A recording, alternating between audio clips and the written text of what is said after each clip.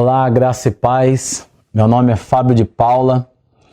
Sirvo ao Senhor Jesus na Igreja Unidos pela Vida com o pastor Efigênio. Eu e minha esposa e minha família somos servos de Deus.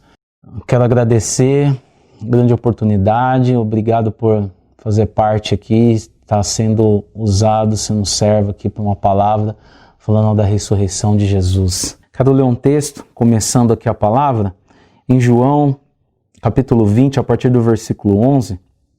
Se você tem a Bíblia, me acompanha aí, na sua Bíblia, no seu celular, no seu tablet. Por um outro lado, Maria continuava do lado de fora do sepulcro chorando. Enquanto chorava, inclinou-se para olhar dentro do sepulcro e viu 2 anjos vestidos de branco sentados onde estivera o corpo de Jesus, e a cabeceira, o outro aos pés. Então os anjos perguntaram à mulher: por que choras? E ela respondeu: porque levaram o meu Senhor, e não sei aonde colocaram. Assim que disse isso, olhou para trás e viu Jesus em pé, mas não reconheceu que era ele. E Jesus perguntou-lhe: mulher, por que estás chorando? E quem procuras? Maria, imaginando que fosse o jardineiro, rogou-lhe: e tu que tirastes daqui, dize-me, aonde colocastes, e eu o levarei. Então Jesus chamou Miriam. Ela, voltando-se, exclamou: também eu, aramaico rabino? Respondeu-lhe Jesus: não me segures, pois ainda não voltei para o Pai, mas vai ao encontrar dos meus irmãos e diz-lhes que lhes assim estou, assentando ao meu Pai e ao vosso Pai, para o Deus, o vosso Deus. Assim foi Maria Madalena anunciada aos discípulos: eu vi o Senhor, e contou-lhes tudo o que o Senhor lhe dissera. Aqui é a passagem onde Jesus já tinha ressuscitado, né? O anjo já tinha retirado a pedra do sepulcro, o Senhor já estava de pé e Maria não o reconheceu. O Senhor Deus já tinha feito a obra da ressurreição. Jesus, na sexta-feira, ele morreu, né? Não tem como nos falarmos da crucificação. Sem a crucificação, a obra de Jesus ela estaria completa, mas sem a ressurreição, a obra também estaria completa. Uma não pode estar sem a outra. É tão precioso isso, que tudo que Deus faz é perfeito, tudo que Deus faz é completo. E essa obra ela foi completa tanto na crucificação como na ressurreição, né? Na crucificação de Jesus, mostra ali que ele levou sobre si os nossos pecados, levou sobre si as nossas dores, né? Através da cruz nós fomos sarados, através das suas pisaduras nós fomos sarados. Assim também veio Cristo para que cumprisse com tudo isso. Na sexta ele morreu e foi sepultado. No domingo pela manhã, aí é onde houve a ressurreição de Jesus. A palavra, as escrituras nos mostram que nessa hora da ressurreição se completou aquilo que realmente Cristo veio, né? Para que ele veio? Isso é maravilhoso, porque nessa hora da ressurreição completa de Jesus, a obra é feita, né? Porque aquele que não conheceu o pecado se fez pecado no meu lugar, né? Veio o primeiro Adão e no primeiro Adão veio a morte, e no segundo Adão renasceremos com ele em Cristo Jesus. Assim foi para que ele veio. E isso tudo é tão maravilhoso e completo, a obra de Jesus, a ressurreição de Cristo, a obra da ressurreição. Quem não crê que Cristo ressuscitou, como se pode dizer que a fé cristã ela é válida sem a ressurreição de Cristo, sem confessar que Cristo ressuscitou dos mortos? Nos 4 evangelhos fala da ressurreição de Cristo, né? Em Mateus, em Marcos, em Lucas, em João. E por isso que hoje eu e você temos essa obra redentora em nossa vida através da crucificação e da morte de Jesus e da ressurreição dele. Isso é para nós também, serve tanto para a nossa vida, todas essas passagens, esse testemunho bíblico, essa maravilhosa transformação de vida que aconteceu por aquele que aceita Jesus como único e Salvador, né, e professa dessa fé, para que ele tenha entendimento sobre isso. O mais importante é ele entender das Escrituras. Não entender que o Fábio fala, não entender de que homens estão falando a ele, mas sim analisar as Escrituras. As Escrituras têm um Espírito que fala por detrás dela, e esse Espírito e as Escrituras comprovam tudo isso que eu estou falando, né? A morte, a ressurreição, e para que ele veio, para qual é o propósito de tudo isso, para que se aplica, qual é a aplicação real da ressurreição de Cristo hoje, para quem professa a fé cristã, para quem está em Cristo Jesus hoje, né? Qual é a linguagem que nós temos hoje?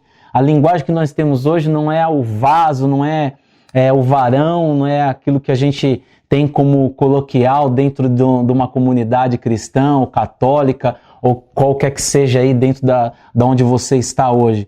Mas sim, existe uma linguagem do céu, uma linguagem do reino, em que foi essa que ele veio para estabelecer depois da ressurreição, né? Ele andou ali durante 40 dias, todos viram ele, né?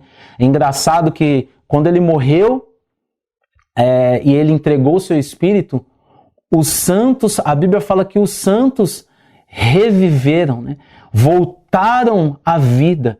É tão forte isso, é tão forte essa passagem, né? Quando ele coloca para nós que se na morte dele, os mortos que estavam ali, os santos, os corpos que estavam naquele túmulo, né, na crucificação de Cristo, foram ressuscitados, quão é a obra de Cristo completa depois da crucificação por aqueles que foram ressuscitados junto com ele, quando ele cumpriu com toda a promessa, né, que ele viria, que Deus enviaria aquele que iria esmagar a cabeça de Satanás, depois ele ressuscitaria, né, ele morreu em nosso lugar, cumprindo toda a maldição, né, maldito foi aquele que foi levado ao madeiro, como fala aos Hebreus, e levou a minha e a sua maldição. Por isso hoje, como que você confessa a Cristo? Falando, né? Por isso eu criei, por isso eu falei, né? A palavra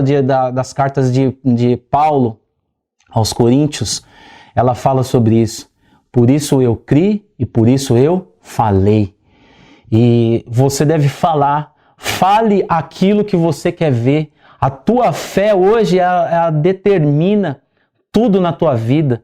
Hoje muitas pessoas, por ter um entendimento ainda não tão claro da fé cristã, não tão claro sobre as Escrituras, elas estão vivendo uma vida aquém daquilo que é para que ela viva, daquilo que ela possa viver em Cristo Jesus, para aquilo que ela possa receber de Cristo, aquilo que já é dela, daquilo que ela quer tanto, né? As pessoas vivem querendo tanto que Deus faça algo na vida dela, sendo que Deus ele já fez, né? A pessoa espera ou pede, né, tanto para que venha a um milagre sobre a vida dela, no quanto ela deve estar aplicando aquilo que as Escrituras falam. Ele já cumpriu todas as coisas, agora você deve receber isso sobre a sua vida. De que forma?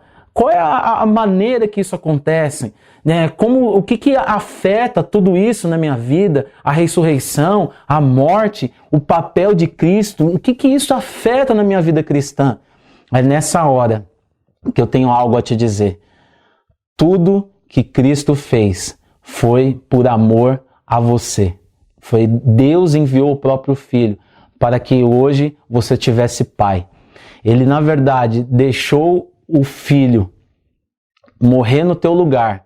Por um instante, ele perdeu um filho para que eu e você tivéssemos um pai hoje. Aquele que intercede diante do Pai através oh, glória a Deus. Aquele que intercede por nós. Ele está à destra de Deus, que nos levou para sentar nas regiões celestiais junto com ele. Todas as sortes de bênção está disponível para nós hoje. Todas as sortes de bênção estão disponíveis para nós hoje. Está ela em Cristo Jesus. Como que isso afeta a nossa vida? Não é por uma consciência, não é pelo um muito falar ou pelo conhecimento humano, né? Isso é através do Espírito, querido. Isso é através da obra de Deus no seu Espírito. É quando você tem realmente uma experiência genuína com a pessoa de Cristo na sua vida.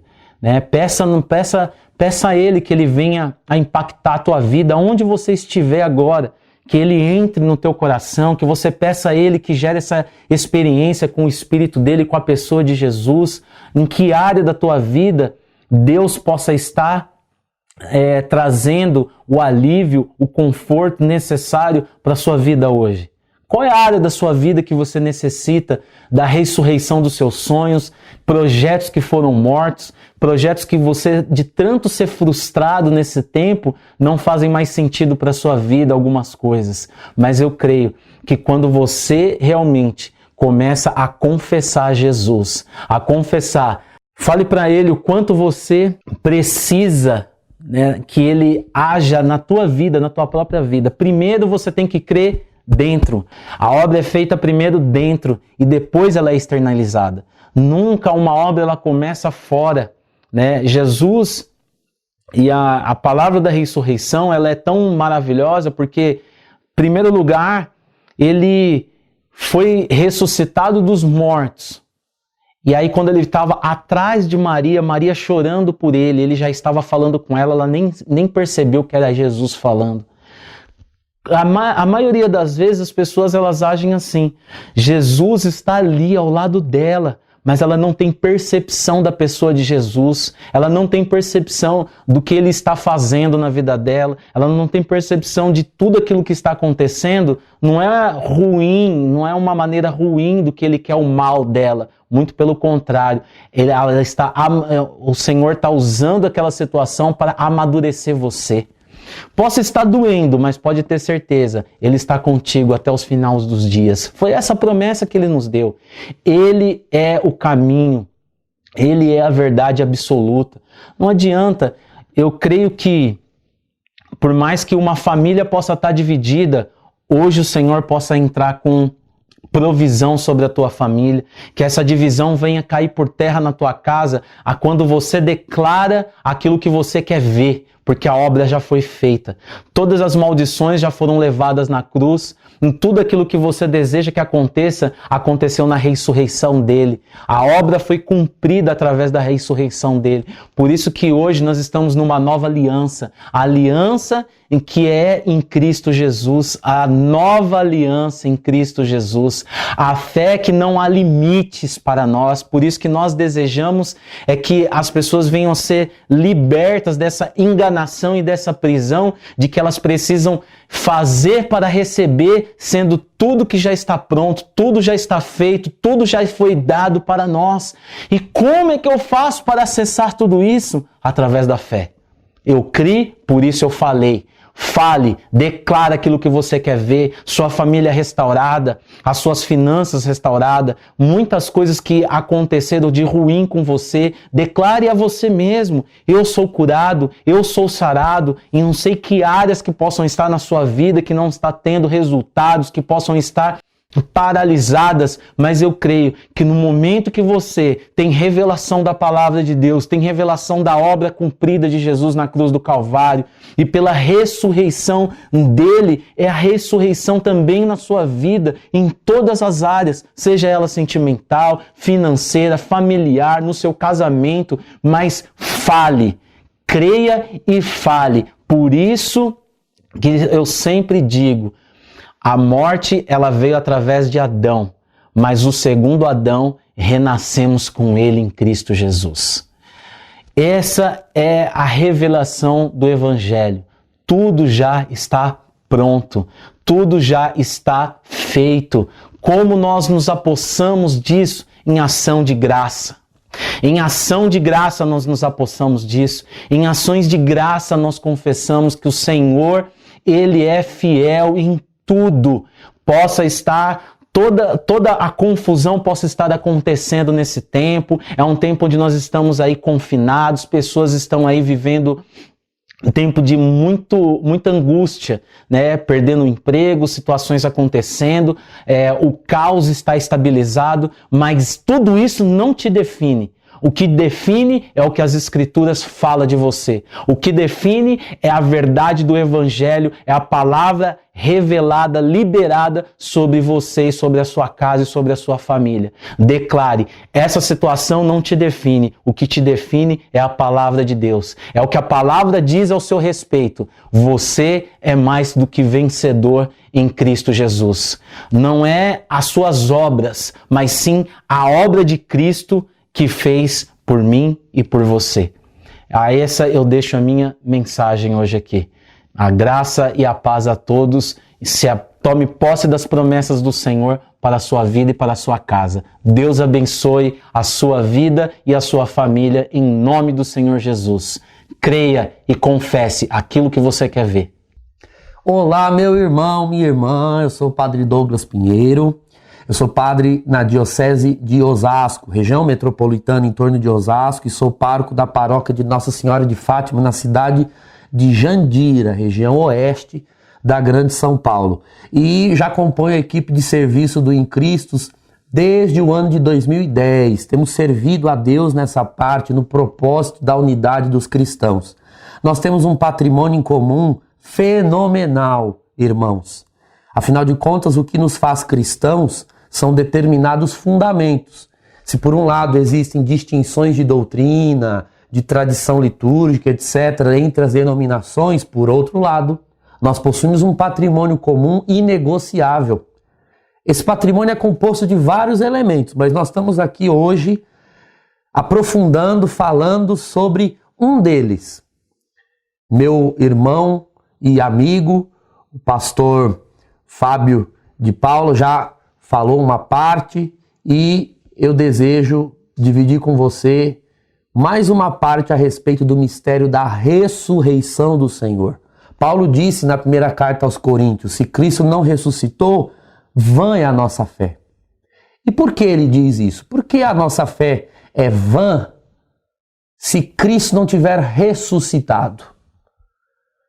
E se de repente hoje encontrassem o corpo dele em algum lugar, em alguma escavação arqueológica em Jerusalém, por que isso tornaria a nossa fé totalmente vã se, afinal de contas, Cristo fez milagres, realizou curas, disse palavras maravilhosas? Nós teríamos que jogar tudo isso fora se ele não tivesse ressuscitado, já que Paulo diz que tudo isso seria vão?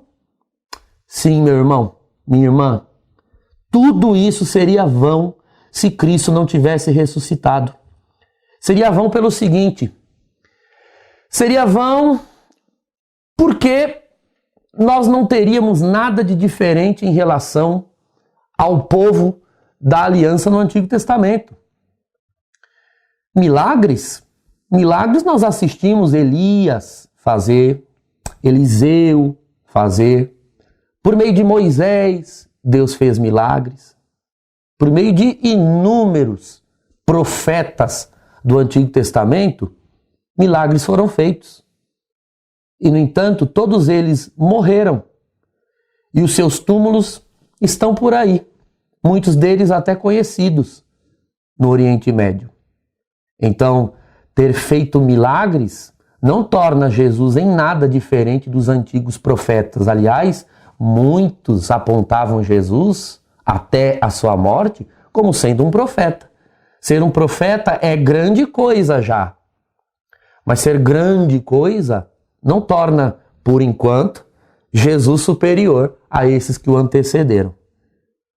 Uma outra coisa, palavras bonitas, pregação, conteúdos eloquentes que tocam os corações. Bom, também os profetas do Antigo Testamento o fizeram.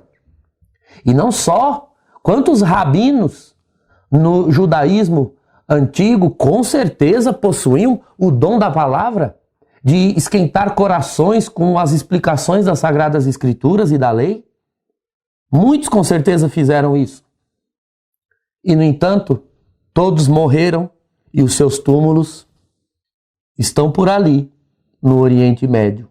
Ter dito palavras bonitas, portanto, não torna Jesus superior a todos esses que o antecederam.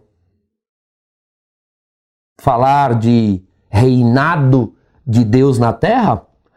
Bom, sobretudo os reis de Israel e de Judá falavam que, segundo suas inspirações interiores, eram eles mesmos reis em nome do Senhor, reinando em nome do Senhor e tentando realizar na terra um reino em nome do Deus de Abraão, Isaque, Jacó, dos patriarcas e profetas. Então, falar das coisas do reino e de um suposto reinado de Deus na terra, isso não faz ainda de Jesus superior aos demais. Aliás, meus irmãos, Jesus dizia algumas coisas que o diferenciavam em muito dos antigos profetas. E mais, eu diria, Jesus dizia umas coisas que nem mesmo os protagonistas de outros credos religiosos tiveram a coragem de dizer. Grandes filósofos na Grécia, no mundo árabe, grandes sábios do Extremo Oriente, como Confúcio ou Siddhartha Gautama, ou no antigo brahmanismo, muitos diziam na sua humildade de verificar as fontes do conhecimento e do saber, eles diziam humildemente, olha, por mais sábio que eu seja, mais inteligente que eu seja, eu não sei o caminho. Sócrates, por exemplo, disse, só sei que nada sei. E olha que era um homem muito inteligente, um grande filósofo, pai da filosofia antropológica na Grécia. Dele vieram depois Platão e Aristóteles. Alguns diziam, como Siddhartha Gautama, bom, eu não tenho a solução e a chave para a vida. Esses homens, quanto mais estudavam, mais humildes eram em reconhecer que não podiam oferecer nenhum caminho seguro, nenhuma resposta para a vida.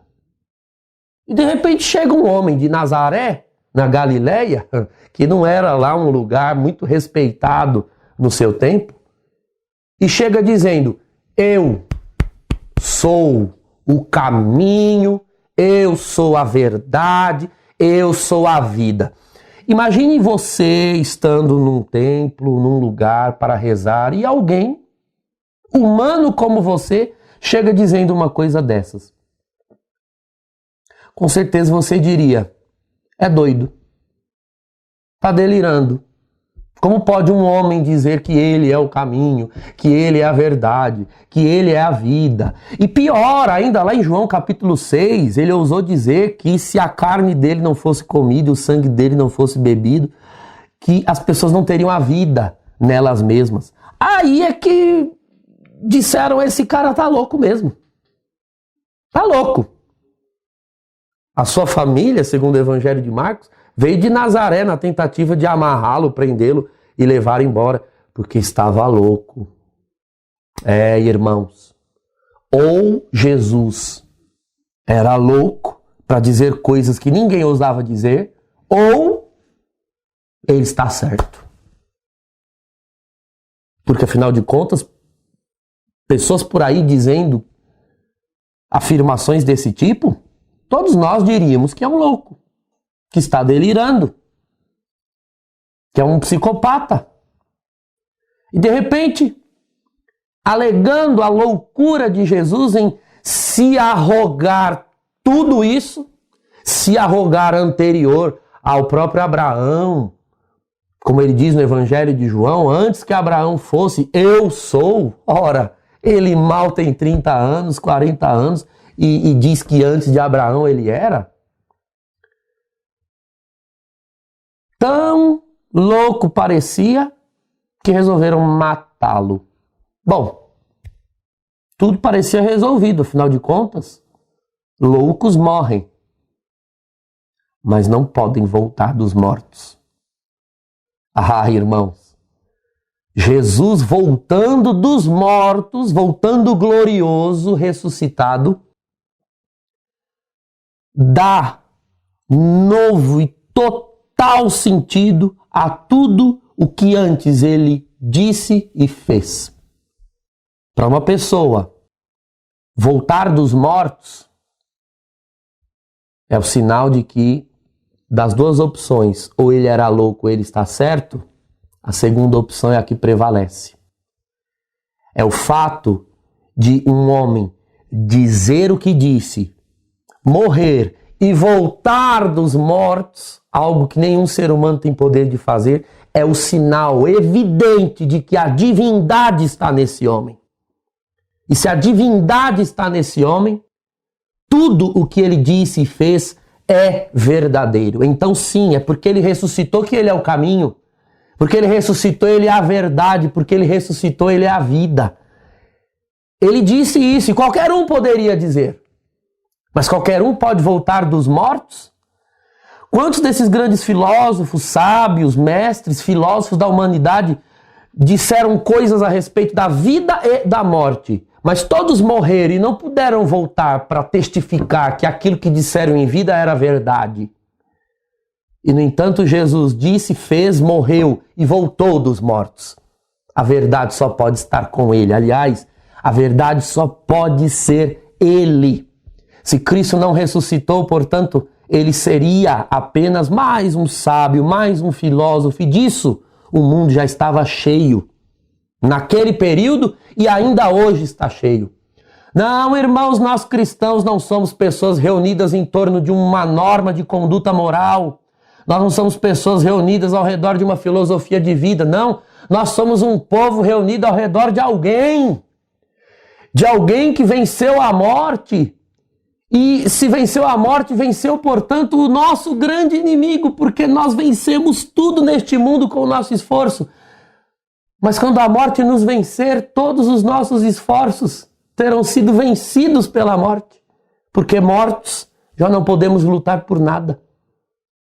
Mas se ele ressuscitou e prometeu que aqueles que nele creem, mesmo que morram, viverão, e que aquele que dele recebe terá a vida eterna e ele o ressuscitará no último dia, então, irmãos, não há nada que possa nos segurar. O mundo diz uma frase que é a seguinte: há jeito para tudo, menos para a morte. Eu digo em nome do Senhor Jesus, há jeito para tudo, inclusive na morte, porque Cristo deu. E se a morte pode ser vencida, não há nada que ele não possa vencer.